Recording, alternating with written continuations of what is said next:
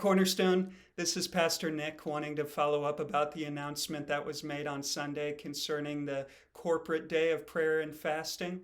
Your session is calling, urging, strongly encouraging you to set aside this Thursday, October 29th, to be a day of prayer and fasting, a day of seeking God's face and specifically seeking His blessing on my ordination this Friday.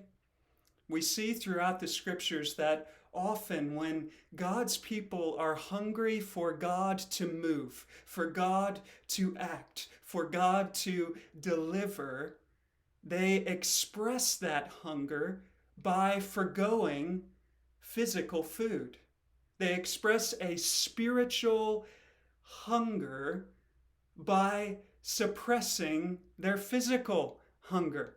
They're so hungry for God to act that they show that exceeding great desire by fasting. You see in the Old Testament the leaders of God's people calling the people to corporate days of fasting and humiliation before the Lord at key points in Israel's history. Jesus made clear in his own teaching that after his death and resurrection and ascension, then his disciples would fast. And we see that play itself out in the book of Acts. And there's one example from Acts that I think is particularly pertinent to what the elders are calling you to this Thursday. And that's found in Acts chapter 13. And there we find prophets and teachers in the church fasting. They're fasting and worshiping the Lord. And as they do, God shows up. He shows up, and the Holy Spirit speaks to them and calls them to set apart Paul and Barnabas for the ministry that he's calling them to. And so the account says that they prayed and fasted and laid hands on them, and that the Holy Spirit sent Paul and Barnabas forth, and sent them forth, let me remind you, to a work of mission that would end up transforming the Roman Empire and the world as we know it today.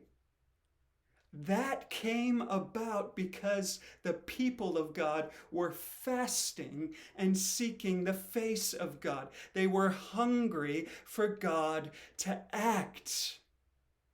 I quoted in my Sunday evening sermon A.W. Tozer and specifically sought to impress upon you that pithy little haunting sentence of his, where he says that God waits to be wanted.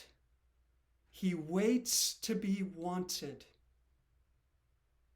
And one of the ways that we can express that we want God, that we're hungry for God, one of the ways that we express that we recognize we need the Spirit of God. It's not enough to just call a man to preach, and now we've got a guy here, and this is great. But now we need the Spirit of God to anoint this man, to anoint his ministry, to bless his preaching, and to cause the word to go forth and triumph. One of the ways that we express that we believe that is by fasting and by seeking God's grace and blessing and the outpouring of his Spirit. And so I plead with you. I know I'm not technically a part of the session yet, but I plead with you to, if you are at all able, to set aside this Thursday that we together in unison can seek God's face. The session is asking specifically that you set aside breakfast and lunch to seek God in prayer. So whatever time you would normally spend eating, take that time and spend it praying. Spend it delighting in the revelation of God himself in his word, feasting upon who God is, and spend it pleading with God for his blessing to be upon the service this Friday and upon the ministry that will, Lord willing, flow out of that.